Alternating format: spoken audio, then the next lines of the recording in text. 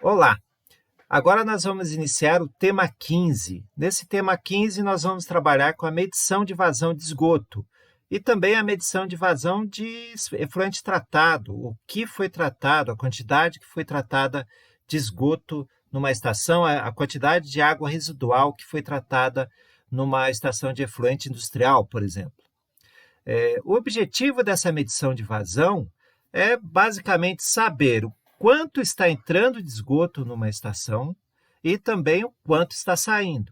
É fundamental nós sabermos o quanto está chegando numa estação, quanto está chegando de esgoto numa estação de tratamento, porque a partir disso nós conseguimos operá-la adequadamente. Eu vou operar um reator, eu vou operar um tanque, eu vou operar um decantador, uma caixa de areia de forma adequada. Então, eu poderei colocar em operação uma ou duas caixas de areia, eu vou poder botar em operação um ou dois ou três, enfim, mais reatores ou mais decantadores em função dessa vazão, em função do controle dessa vazão que está chegando à estação de tratamento de esgoto ou tratamento de efluentes industriais, de águas residuais em geral. Essa medição de vazão é fundamental, não somente quando se busca o tratamento de esgoto, mas também quando se busca o tratamento de água, buscando a potabilização. E em água, um diferencial importante, que se nós trabalharmos com a água potável, já eu posso mensurar essa vazão com instrumentos dentro na própria linha de fluxo, dentro do meu próprio tubo. Há instrumentos bastante precisos que permitem isso. Por que eu posso fazer isso? Porque a água potável está ali minimizada a quantidade de partículas suscetíveis à sedimentação, não há presença de micro-organismos, não há materiais sedimentáveis, não há materiais particulados, não deve ter esses materiais ali presentes na água potável. Porém, no esgoto, isso tudo está presente. A gordura, essa gordura pode se depositar nesses equipamentos, há material particulado, há material que é sujeito à sedimentação, enfim, há matéria orgânica e há micro-organismos. Havendo esses micro-organismos, eles podem ficarem aderidos à superfície de equipamentos utilizados em medição de vazão e, consequentemente, criar danos a esses equipamentos. Justamente por isso são empregados no tratamento de esgoto, tratamento de águas residuais em geral, com equipamentos que são aplicáveis em condutos livres. Por exemplo, vertedores, calhas, principalmente esta daqui, a calha partial. Essa calha partial é instalada no próprio fluxo de esgoto e tem diversos diferenciais que permitem que ela seja disseminada. Hoje, praticamente em qualquer estação, em qualquer lugar do mundo, vocês vão encontrar esse medidor de vazão logo na entrada da estação e também ao final, após o tratamento do esgoto. Mesmo em efluentes industriais, acaba existindo. Aqui vocês podem ver uma calha partial de uma pequena estação de tratamento de esgoto em funcionamento. Então, da parte de cima para a parte de baixo, nós estamos vendo fluxo sendo direcionado e ao passar por essa calha, que é um equipamento bastante simplificado, nós podemos fazer a medição de vazão. Quer dizer, uma das suas principais características é justamente essa, permitir a medição de vazão com grande facilidade, com grande simplicidade, inclusive por meio de uma régua instalado na sua lateral, sem nenhum problema.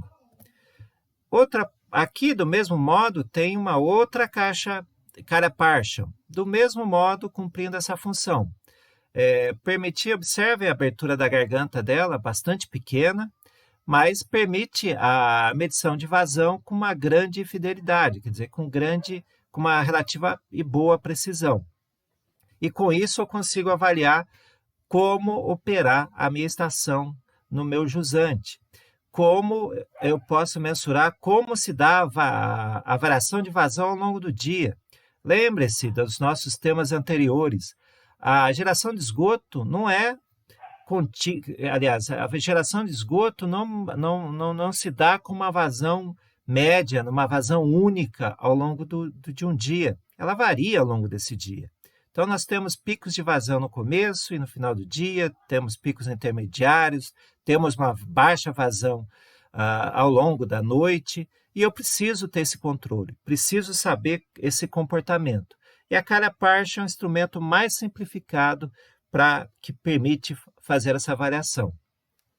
Aqui é uma outra Calha Partial e nós podemos ver o esgoto vertendo no seu jusante, após a passagem por essa Calha Partial. Observe nesse caso a coloração de esgoto, um esgoto mais escuro.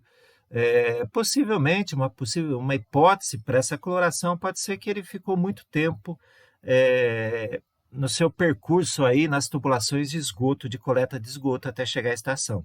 Com isso, chegou com uma característica anaeróbia e está vertendo aí nessa Calha Partial com essa coloração mais cinza escuro, mais escura.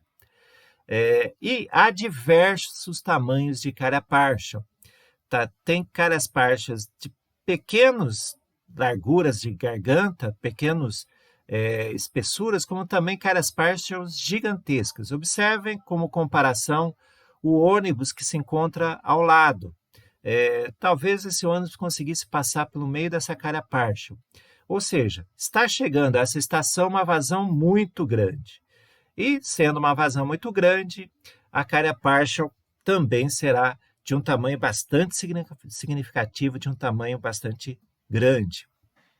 Aqui nós temos à direita o esquema de uma Calha Partial. Observem que a entrada tem uma largura um pouco maior, há um estrangulamento até chegar nesse ponto de maior estrangulamento, que é denominado de garganta. A partir disso, há uma nova expansão até que lança-se, o esgoto vai para a parte, sai da Calha Partial. Observe na imagem superior que o fundo não é plano, não tem uma característica uniforme. Há uma variação bastante grande da sua profundidade. Então, nós temos uma elevação e depois um rebaixo bastante intenso e depois uma nova elevação.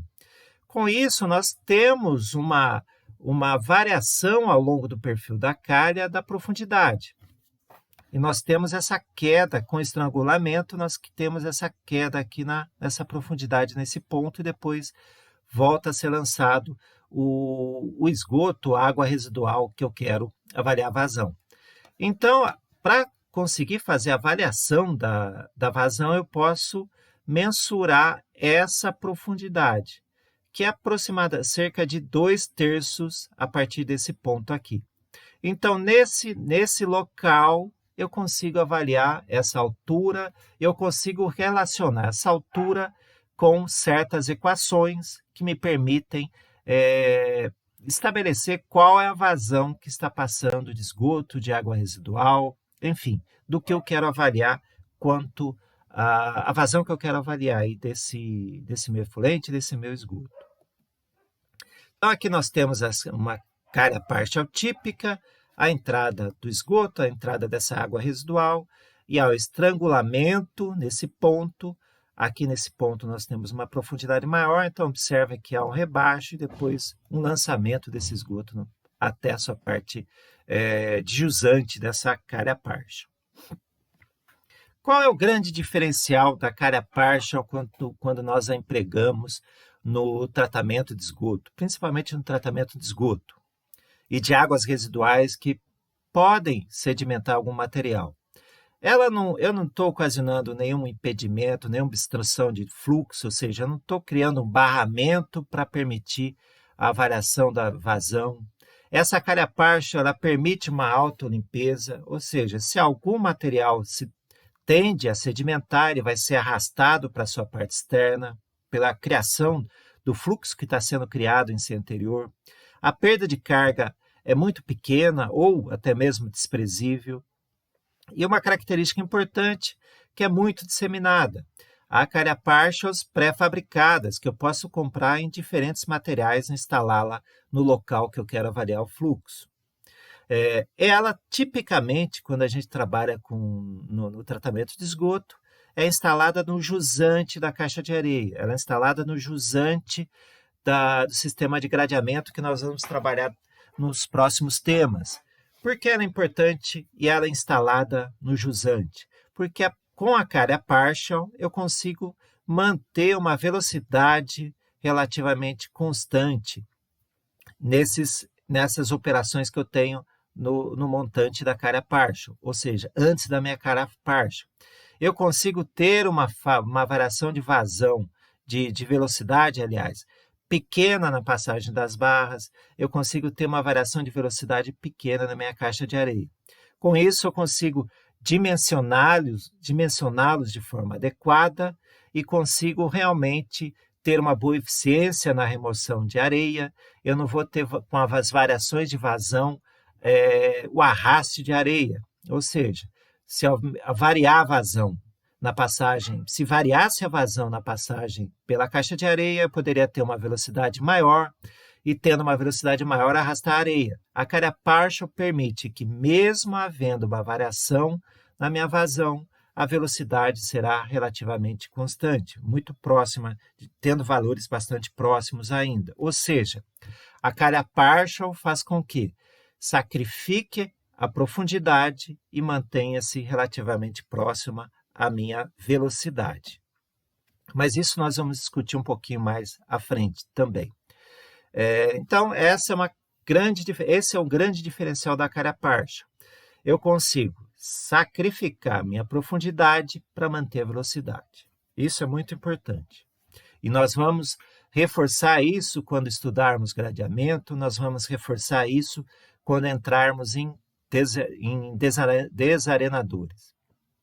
Então, reforçando, mesmo com oscilações de vazão, eu não vou ter variação de velocidade, ou a variação da velocidade vai ser pequena. Isso é um grande aspecto positivo da carga partial. Então, os grandes objetivos dela é medir vazão, mas ao mesmo tempo manter a velocidade do montante. Quando eu quero dimensionar uma carga partial, o meu referencial é a norma brasileira. No caso, é essa norma aqui da BNT. E essa norma ela é bastante detalhada, bastante clara e recomendo que seja lida por aqueles que trabalham no saneamento. Então, observe, há uma tabela bastante simplificada que há a exposição de diferentes cargas partials que vocês podem ver na primeira coluna à esquerda, nomenclatura dessas cargas partials, e nós temos aqui na segunda coluna a largura da garganta, que é justamente esse ponto aqui. Essa largura está representada pela largura da garganta. E para cada largura de garganta há uma equação. Ou seja, nesse ponto aqui, eu vou avaliar qual é a profundidade do meu fluxo. Sabendo a profundidade, eu posso jogar aqui nessa equação o valor de H e vou encontrar a vazão. Então, é uma relação bastante simples. Eu posso colocar isso numa planilha, tenho H, encontro a vazão. Então, é uma relação bastante simples. Ou senão, eu posso ter justamente nesse ponto aqui, o medidor, um ultrassom, que vai me dar instantaneamente, a qualquer momento, ou a cada minuto, a cada segundo, qual que é a profundidade desse fluxo de líquido, e instantaneamente eu vou ter a minha vazão. Então, é um equipamento bastante simples e bastante importante dentro de uma estação. Nessa norma BNT, nós temos cada um desses itens, cada uma dessas larguras estão estabelecidas. Mas, no entanto, para nós, essas informações aqui são bastante interessantes. Então, eu sabendo, a partir do meu cálculo populacional, das características da região que eu quero empregar, utilizar uma estação para tratar o efluente, sou sabedor aproximado aí da vazão que chegará a uma estação. Em função dessa variação de vazão, eu consigo estabelecer qual é a carga partial que eu vou empregar, e em função disso eu sei qual que é a equação que eu vou utilizar também. Então, pode ser que eu tenho uma estação com uma vazão de 300 litros por segundo. Qual carga partial eu posso empregar? Por exemplo, essa carga partial número 3 aqui, 300 litros por segundo, está dentro dessa faixa. Ela vai ter uma série de características para cada uma dessas dimensões. e a largura da garganta, a largura dessa passagem aqui vai ser aproximadamente o tamanho de uma régua de 30 centímetros, e essa é a minha equação. Dentro dessa calha partial, sabendo essa profundidade, eu vou saber qual que é a vazão de passagem. Além disso, algumas características importantes que nós temos na calha partial empregadas no tratamento de esgotos, de águas residuais, principalmente naquelas onde há uma caixa de areia, que além de saber quais são as características aqui dessa calha partial, eu tenho que também dimensionar, estabelecer a profundidade desse rebaixo aqui.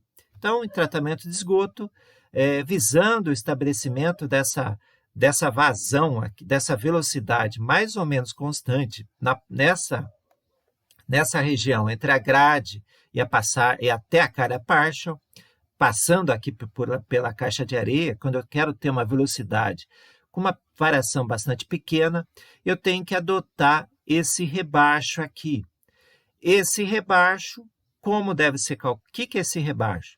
Então, observe, eu tenho uma lâmina d'água nessa região e eu vou ter uma outra lâmina d'água nessa região. E aqui eu tenho esse rebaixo. O rebaixo vai me dar a profundidade na minha caixa de areia. Ou seja, eu vou ter essa profundidade aqui no montante antes da caixa de areia e essa profundidade nessa posição intermediária aqui entre a calha partial e a caixa de areia. Isso nós vamos utilizar no exemplo mais à frente, quando nós trabalharmos com o dimensionamento de uma caixa de areia. E como eu calculo a profundidade desse rebaixo? Como eu calculo qual vai ser a profundidade que eu vou colocar a minha calha partial? O equacionamento também deve ser feito em um equacionamento relativamente simples. Então, eu tenho que adotar esse rebaixo, o rebaixo Z, que é empregado, e o cálculo desse rebaixo é dado por essa equação. Então, vazão máxima, a lâmina que nós vamos encontrar. Então, essa daqui é a vazão máxima de projeto que eu estou trabalhando, a vazão de pico que eu estou trabalhando. Aqui é a menor vazão que eu vou estar trabalhando, que no caso aí pode ser a vazão do período noturno. Então, e aqui a gente vai ter a profundidade encontrada na minha calha partial máxima, ou seja, vai ser a profundidade relacionada à vazão máxima. Aqui vai ser a profundidade na minha vazão mínima sobre a somatória, a vazão máxima menos a vazão mínima. Aí eu vou encontrar o valor dZ. Eu acho que não fica tão claro esse cálculo, entendermos esse dimensionamento. Por isso, no nosso próximo tema, nós vamos trabalhar com isso. Nós vamos dimensionar uma calha partial, e essa calha partial será empregada numa estação que terá um desarenador, que terá uma caixa de areia. Essa mesma calha partial vai ser empregada numa estação que terá também o seu gradeamento. Com isso, acho que ficará mais clara a importância e como se utiliza essa equação específica e como se utilizam as equações explanadas aí da norma brasileira. E o medidor de profundidade vai ficar nessa posição que eu havia comentado. Aqui nesse ponto, eu vou fazer vou instalar esse medidor de profundidade, cerca de 2/3 da seção afluente. Então, ele vai ocupar aqui, nesse esquema aqui, eu tenho minha seção afluente, 1/3, 2/3, eu vou instalar nesse ponto aqui o meu medidor de profundidade. Esse medidor de profundidade pode ser uma simples régua. Então, observe que essa régua, ela nem ao menos está apresentando o valor da profundidade. Ou seja, ela já está dentro, nessa régua aqui, já está embutido o valor, aquelas equações. As equações que me dão a relação entre a profundidade e a vazão. E já apresenta aqui a vazão. Ou seja, se em algum momento a lâmina líquida chegar nesse ponto, eu tenho uma vazão de 1.000 litros por segundo, 1 metro cúbico por segundo. Mas, no entanto, imaginem uma estação de tratamento de esgoto. O esgoto chega constantemente. Eu vou ter variações de vazão em zonas instantâneas, horárias. Ao longo do tempo vai ocorrer essas variações de vazão. Pode ser que numa pequena estação seja bastante interessante, seja suficiente medições de vazões em poucos momentos ao longo do dia. Porém, em grandes estações, isso passa a ser interessante que eu tenha uma variação dessa vazão instantânea, praticamente. Em pequenas estações, eu posso, dependendo da situação, ter uma pessoa que vá lá diariamente, talvez em momentos diferentes do dia, cheque e anote a vazão numa planilha. Porém, em grandes estações, pode ser que isso não seja interessante. Eu queira ter essa medição de vazão de forma instantânea, não somente em alguns momentos ao longo do dia, mas eu quero ter essa checagem instantânea em muitos minutos ao longo do dia, muitos momentos ao longo do dia. É interessante colocar uma pessoa que fique parada anotando esse valor? Isso tem custo, e talvez o custo de um equipamento como esse que vocês estão vendo seja menor, seja muito mais interessante isso e muito mais preciso. Aqui no caso nós temos um medidor de ultrassom, ele emite um sinal, ele vai se chocar com a lâmina líquida, retorna, então é avaliado esse tempo de ida e volta e ele consegue inferir qual que é a profundidade da lâmina líquida. É emitido um sinal, isso vai até um computador, um sistema, e esse sistema vai conseguir calcular, estabelecer qual é a vazão instantânea que está passando nessa calha partial. Isso é muito comum hoje nas estações de tratamento de esgoto, tratamento de águas residuais, tratamento de efluentes. Então, nesse tema aqui, a gente trabalhou com a parte teórica da calha partial, é bastante simplificada, e no próximo tema nós vamos discutir um dimensionamento de uma calha partial e vamos trabalhar com uma planilha que faz justamente esse dimensionamento da calha partial a partir da norma brasileira. Então, aguardem e até!